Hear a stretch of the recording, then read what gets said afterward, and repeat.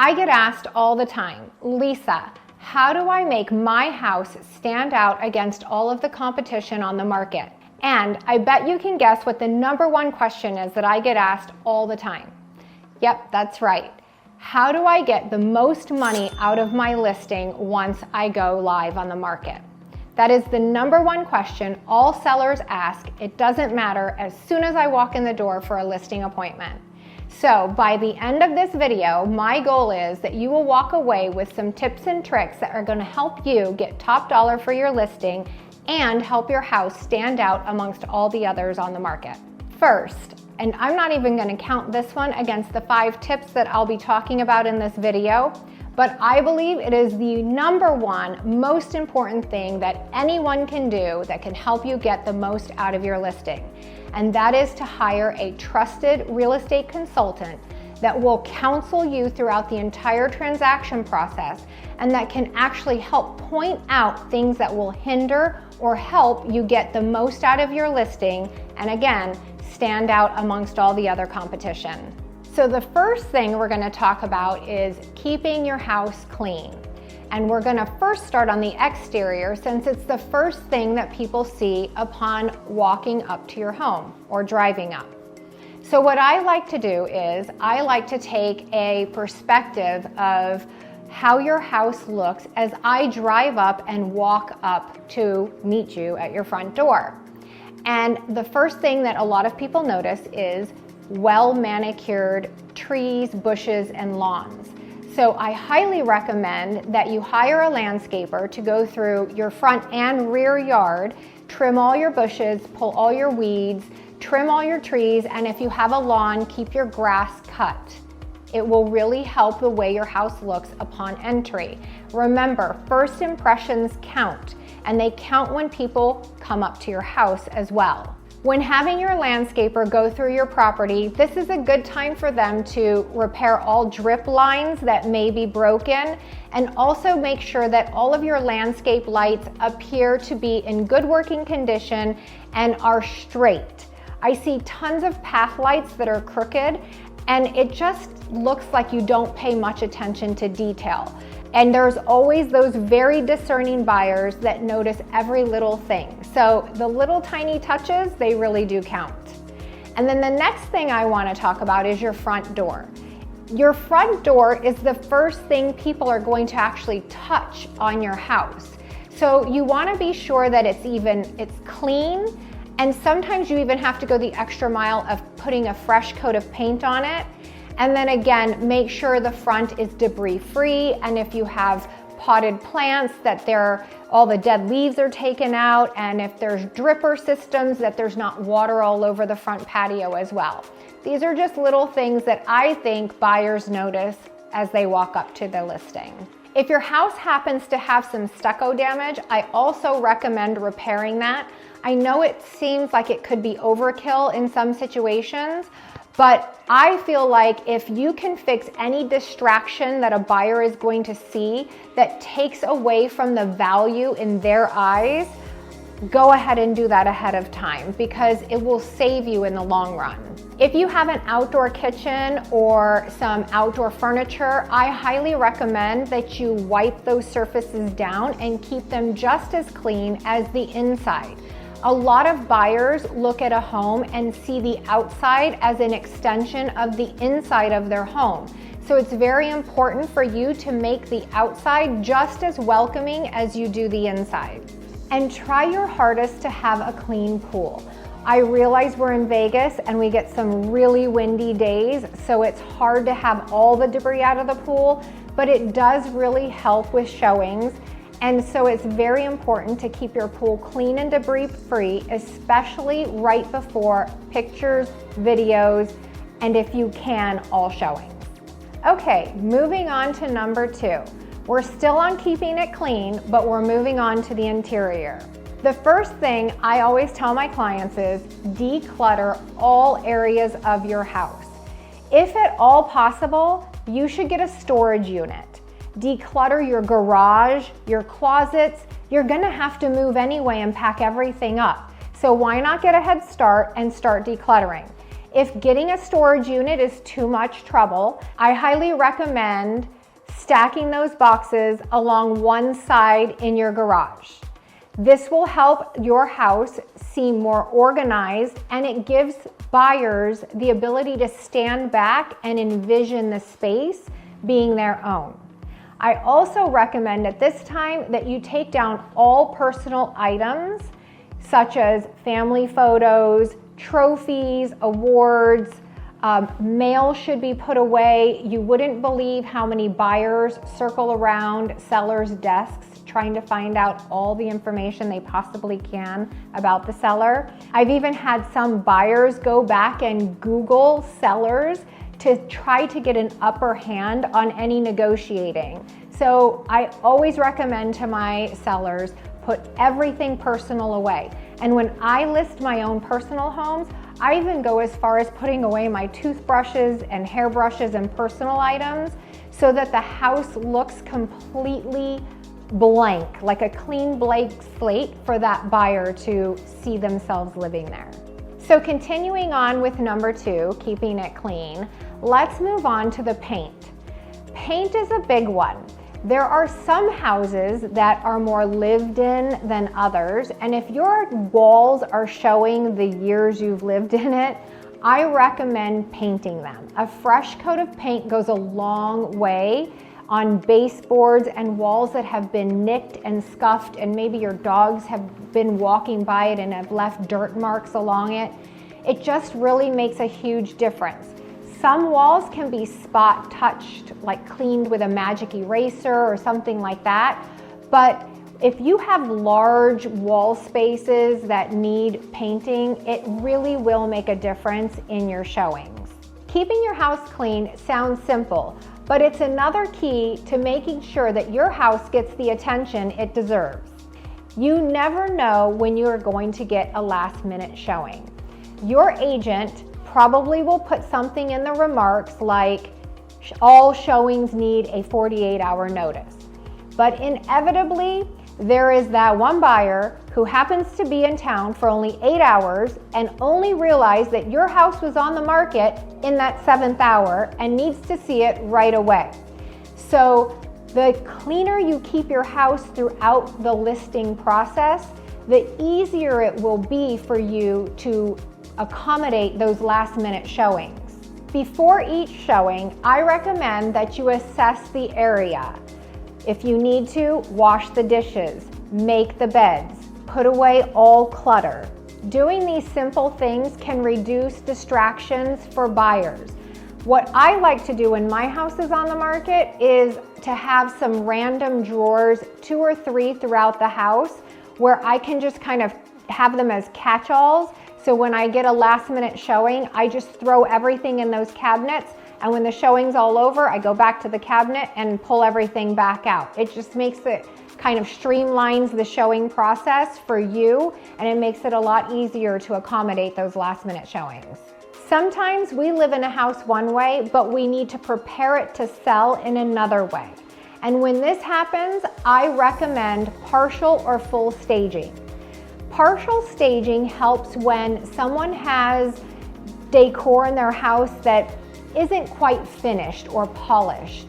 And what we do is we have a designer come in who will assess your property and add just those finishing touches, some accessories, a vase here and there, maybe a towel display or some flower arrangements. But that's partial staging, and it's rather affordable. But if you plan to vacate your property, sometimes a listing doesn't show so great when it's vacant. And in these cases, we recommend full staging. And sometimes it's only for photos and videos, and then we take the staging out. But if at all possible, it helps to keep the staging in place because it helps buyers envision spaces. A lot of people don't know how to look in a room and say, oh, the couch looks great there and that's where the TV should go. So it's really nice to have that staging. So what happens in full staging is a designer comes in and basically rents the furniture to you and stages it just as a model home. And this really increases the saleability of your listing. One thing I do want to say about full staging is it can become very costly. I've seen it cost up to $2,000 a month with a 6-month commitment. So as you can see, it can be costly. And then there are other alternatives where your agent can actually virtually stage photos of vacant rooms. And then what I like to do in those situations is I have those virtually staged photos placed on foam-filled poster board, and then I put them on easels throughout the rooms, which help the buyers somewhat envision it. But ultimately, full staging works the best when you're talking about all 3 different scenarios. Before I move on to number 4, allow me to introduce myself. My name is Lisa Lopez, and I'm a real estate consultant in the Las Vegas area, specializing in luxury real estate. I have a passion in helping families achieve the American dream of home ownership. For more videos like this one, be sure to subscribe to my channel. Okay, so moving on to number 4, making your house feel like a home. So don't forget, your goal is to make every buyer see all the possible ways that they can make your home become theirs. So as an easy first step, what I recommend is, as I discussed earlier, creating a blank slate by removing all of those personal items, those pictures, awards, any kind of sentimental items. Just take them and put them away, pack them. Like I said, you're gonna have to pack anyway, so go ahead and just start doing that now. This helps buyers be able to imagine your space as theirs, and this is very important during the shopping process for a buyer. It's also a very good idea to remove any excess furniture you may have. It's very important that your agent helps you at this time. This is when they start consulting you and helping you understand how to make your space flow better. You don't want buyers to trip over tables or misplace chairs that happen to get in the way. Buyers need to be able to step back and really assess your space and see if their stuff would fit there or if they could see their families living in your home. So getting rid of all the extra clutter or furniture that you may even think isn't too much, your consultant should be able to tell you when it is too much and what to scale back on. Another important thing is to try and air out your home before all showings. As soon as you find out you're gonna have a showing, try to open some windows and doors, because there's nothing worse than walking into a listing that smells like freshly cooked food or other foul odors. And remember that not every fragrance smells good to everybody. So be very careful with heavily perfumed candles, reed diffusers, and room sprays, because they can become offensive to some people. I once had a listing that had one of those commercial automatic air fresheners, and every time I walked in that house, it was going so strong that it would make me start coughing. So I would unplug it, and then when my showing was over, I'd plug it back in, and inevitably, every time I left her house, my entire being smelled like her air freshener. So remember, you don't want to have such heavily scented things in your house, because they can cause buyers to want to leave quickly because it's offensive to them. And this is where making sure your listing agent knows how to show your home. Not every listing agent shows a home the same way.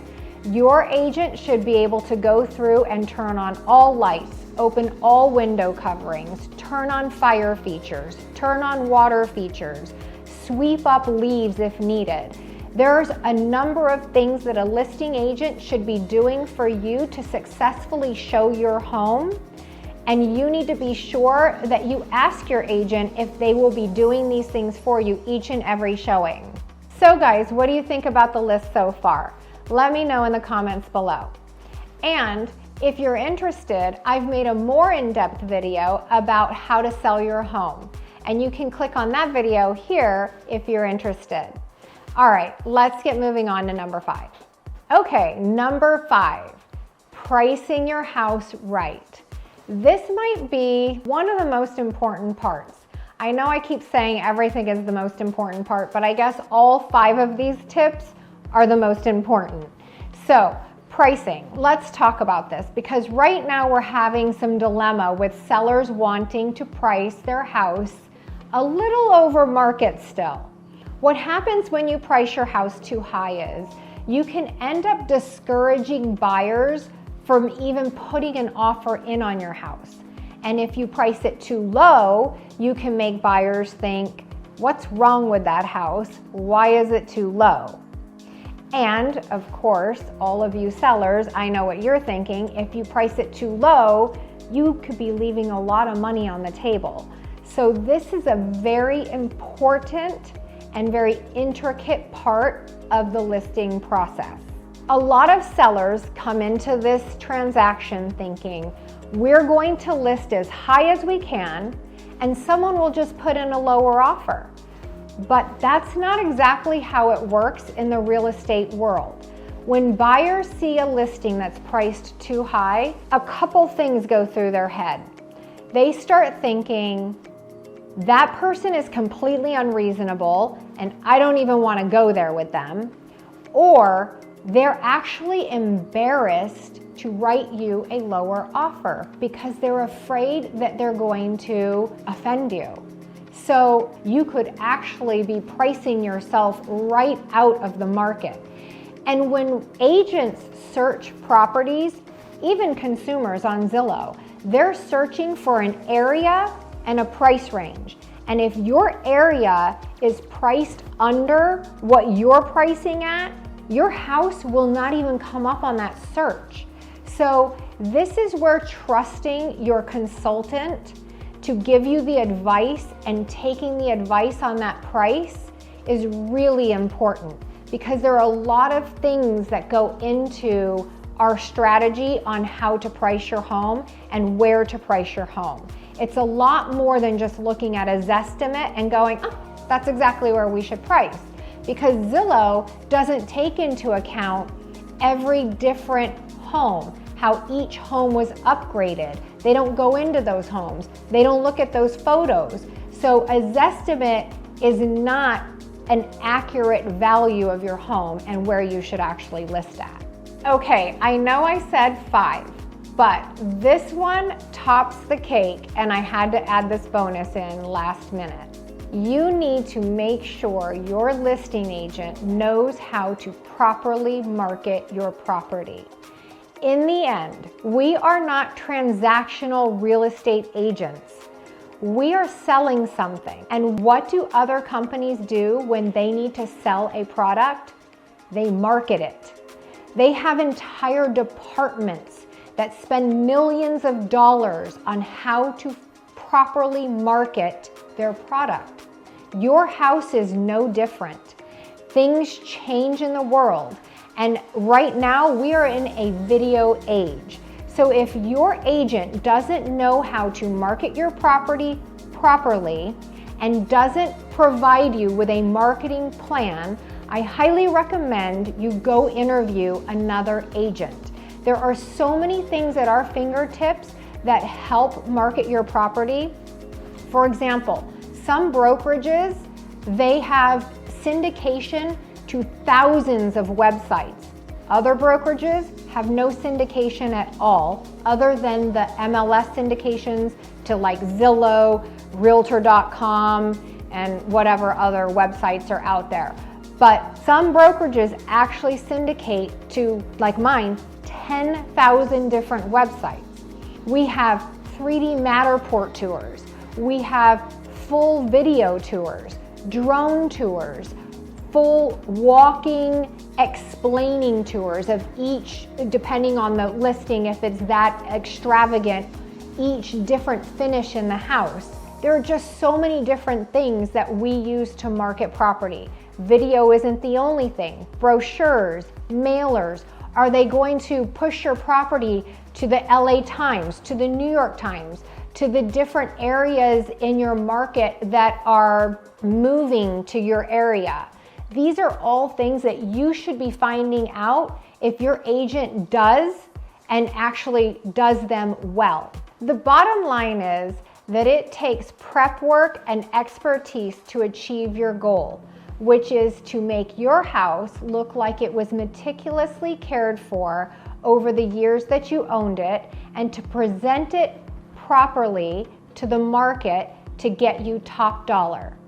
If you're looking to sell your home, I highly recommend that you find a trusted real estate consultant that you can lean on and that can hold your hand throughout the entire transaction process, including prepping your home to go on the market.